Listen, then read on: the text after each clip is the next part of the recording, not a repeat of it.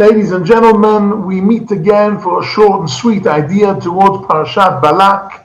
The plot of the story of Balak is that he was very afraid of Bnei Israel. He was the king of Moab, and Bnei Israel had just beaten also Sichon and Og Melech HaBashan, and he felt he was next in line, so he decided to use non-conventional methods, which means inviting a wizard to cast a spell, to give a curse on Am Yisrael. So he brought in Bilam ben Beor, and Bilam tried 3 times to cast a spell and to put a curse on Am Yisrael.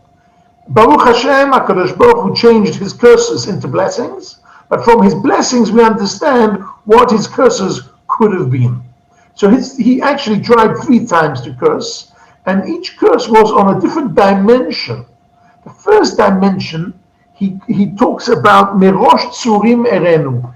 Says Rashi, he talks about from the very beginning, from Avraham, Yitzchak, and Yaakov, and ends off with Mot Yesharim Utehi Achariti Kamo, which means he was wishing, Halavai, he's saying, I wish I had forefathers like Avraham, Yitzchak, and Yaakov, and Halavai, I would get Gan Eden like these Jews get after they die, which is the biggest picture.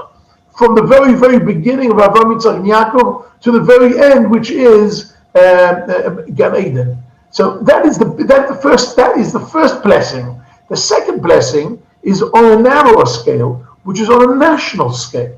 And the national scale, he talks about Am, Hen Am Kelavi Yakum. We are a nation, and he is jealous of us as a nation. And the third blessing, he is jealous of us as our families and as our individuals. Matovu Ohalecha Yaakov, the tents, the families, the individuals. He is jealous. He's jealous of our bigger picture, the wider dimension, the national dimension, and the private dimension. And therefore, we have to stop a minute and think, what is our wider dimension, what is our national dimension, and what is our private dimension? So I want to share with you an idea that I actually saw in the book of Star of Redemption by Franz Rosenzweig, wrote about 100 years ago, that looks at the world in the following way. It says, actually, when we look at philosophy nowadays, philosophy only deals with the 3 things.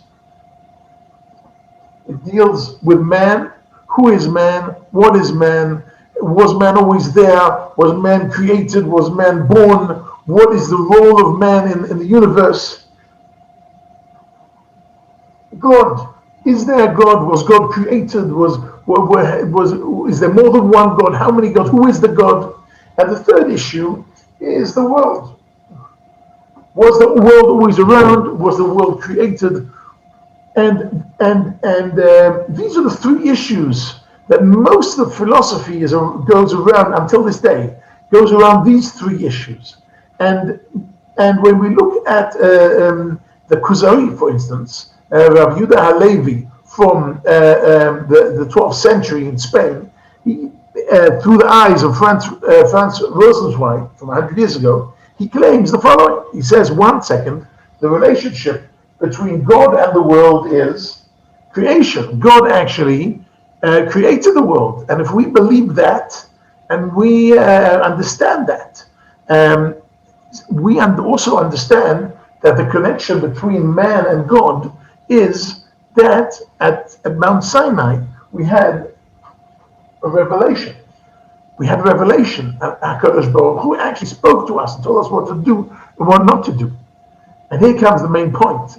If we as human beings believe that God is the creator of the world and we got the revelation from God and we do what he tells us, what is the relationship between man and the world? We can bring Geula to the world.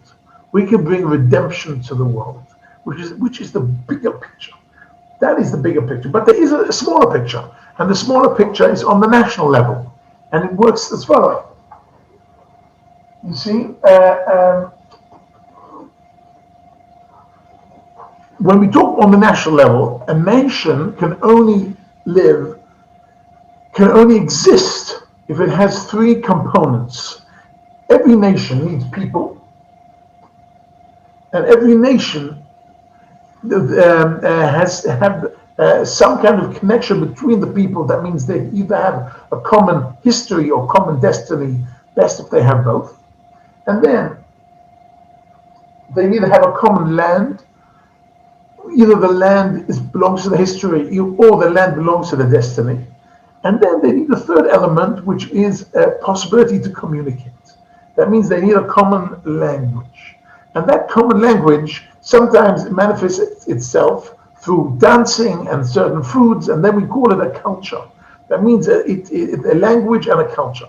However, there is one nation, Hen Am Levadad Yishkon. We are a lonely nation. We're the only nation in the world that at this point, we don't only have a language and a culture, we have actually a religion.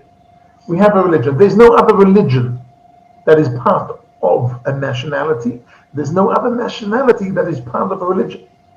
And therefore, we have here actually 3 points, and we have to try and communicate between these 3 points and bring them together. That means as long as we care about the Jewish people and the Jewish land and the Jewish tradition, language, culture, mitzvot, Torah, then we're doing fine.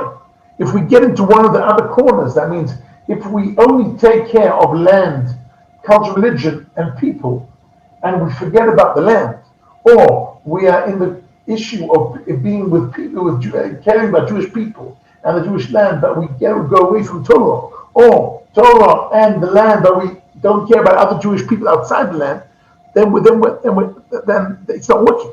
We have the way it has to work is a combination of these things. So this is the second dimension. There is still a third dimension, though, and the third dimension is this. Third dimension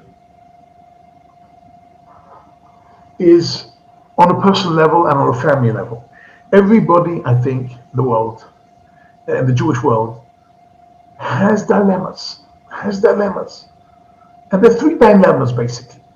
The dilemma and the tension is between, on the one hand, having emunah, having belief, and on the other hand, being in denial.